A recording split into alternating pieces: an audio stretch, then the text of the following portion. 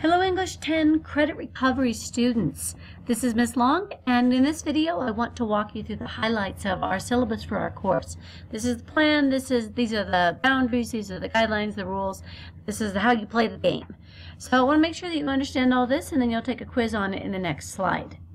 So this is my contact information here. This is how you can reach me to follow up on any of this. But let's take a look first at our semester content. In the spring semester of English 10, there are 4 units. They look at writing and reading, the inquiry report, which is a journalistic exploration of a topic. It's a question-driven exploration.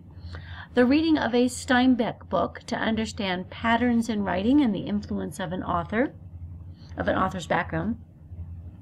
Words to meaning is reading the play A Raisin in the Sun, and that's looking at literary elements in this dramatic context. And then in Unit 8, we'll look at short fiction or short stories.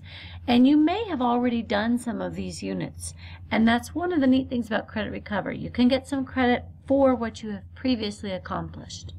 We'll talk about that in just a moment. In terms of communication, there are many ways that you can get in touch with me, and many ways you will hear from me. We have course updates, and you are able to comment on those. You can send me a Schoology message, an email, phone, text, Remind 101, which is a texting service you'll have.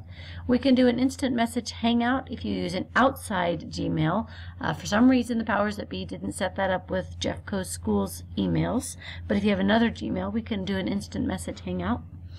Office hours, you can meet me at this time in Blackboard or Big Blue Button, or you can make an individual appointment with me. So you have a ton of options for staying in contact with me. Figure out what works best for you. You'll need some supplies for the course. Basic Office Suite, Microsoft Word, OpenOffice, or perhaps Google Documents, Google Drive. A functioning web browser, perhaps even 2, Chrome, Firefox, Internet Explorer, etc. Most important, a functional email address where I can reach you and you can get updates from me. Jeffco library card, especially for the research we'll be doing in Unit 5, and some physical supplies like pencils, notebooks, highlighters that just help you get organized.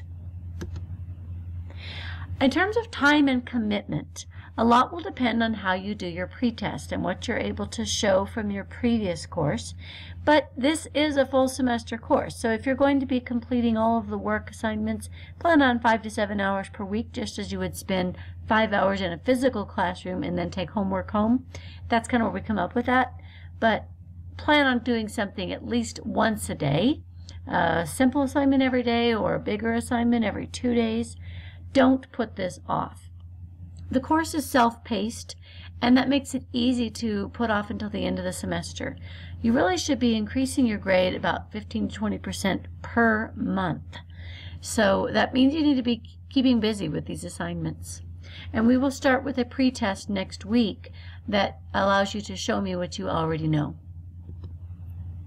Attendance very much correlates with success, and while you aren't technically required to log in every day, you still need to be visiting those materials because that's when you know you'll do the assignments. And you still should make a habit of logging in once every 24 hours, Monday through Friday. In terms of grading, this course is a little bit different from your typical course.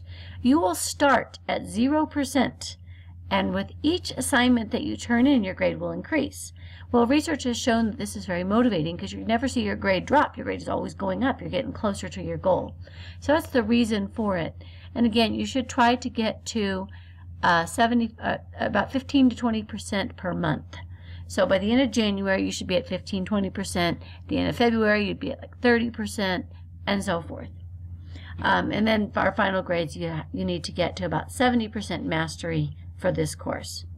Do check your comments when you see grades in your grade book, and if there's a score of 1, that means there was some problem or issue with it, like maybe you put the wrong document in there, maybe you didn't share your Google Doc with me.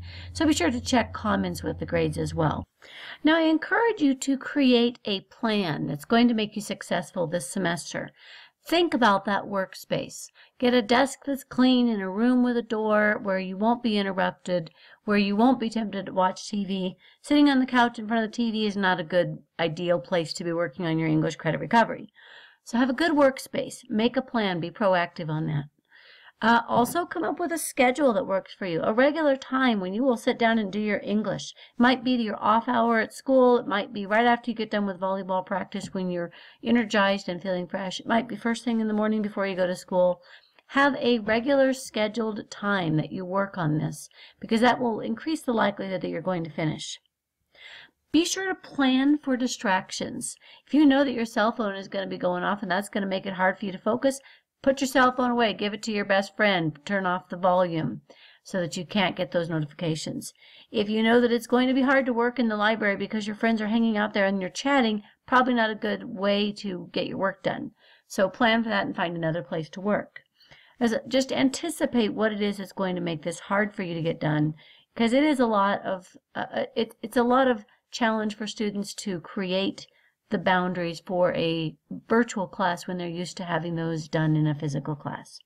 So plan for distractions, create a schedule, have a workspace, and there are a number of resources on our school webpage that tell you how you can organize yourself. So check some of those out. In this course where you're working online, I encourage you to think about Netiquette, etiquette for the net. And the basic rule is the golden rule: treat others as you want to be treated. Do you want to receive the message that you are sending? Do you want to be responded to at the post that you are posting? Keep those things in mind and think about that with each thing that you send. Some specifics on that: avoid capital letters, keep your messages to the point, take a break before you write if you're upset, because you don't want to write when you're upset, because you more than likely will say something you will regret, or in a way you would regret. And be sure to use emoticons to show how you're really feeling as you say something. Smiley faces go a long way toward making somebody feel comfortable on the other end of your message. Plagiarism. This is basically about taking work from another source, taking words from another source, or taking ideas from another source and calling them your own, not giving them credit where they came from. It becomes important, particularly as we write, but in any assignment, I don't want you to go to Wiki. Wiki's great. Wikipedia, I love it for a lot of different purposes, not for your English assignments, not for your essays. Don't buy an essay online. The bottom line in this, and the way I see it, is this is about your integrity, and this is the only thing in this changing world that you're going to have with you your whole life. How you see yourself, your respect for yourself, the way you view yourself. That's your integrity. And it's not worth compromising for an essay that you could write in just a few hours, because you'll remember it later if you choose to do the other.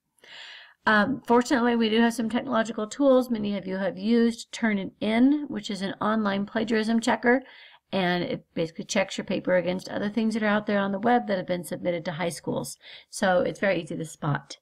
Even before Turnitin, it's always been easy for me as a teacher to recognize when something didn't come from the student, because it just doesn't sound like the student. So just be aware, you don't want to compromise your integrity, and there are ways to find it out anyway. Just do your own work. Pretty basic. The JTA 21 VA policy is that with the first offense for any class, it's a teachable moment. We make sure that you understand what plagiarism is and what you did wrong in a particular situation. Second time, there's a 0 for the assignment, and the third time we can have a suspension or expulsion. And our last topic: if you've got questions and you need help, go back and see the communication tab there. Lots of different ways that you can reach me and get the information you need. Be proactive. I'm totally willing to help you with questions. I wish students would bug me more. People always say, I'm bugging you. You're not bugging me. So please be proactive with questions. There is a virtual question box in your materials in case you don't feel like you can ask the question with your name attached to it in an email. If you just want to ask anonymously, you can put a question there.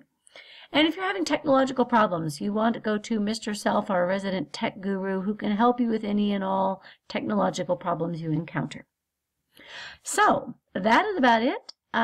You can now go forward and take the quiz on this syllabus, and let me know if you have any other questions.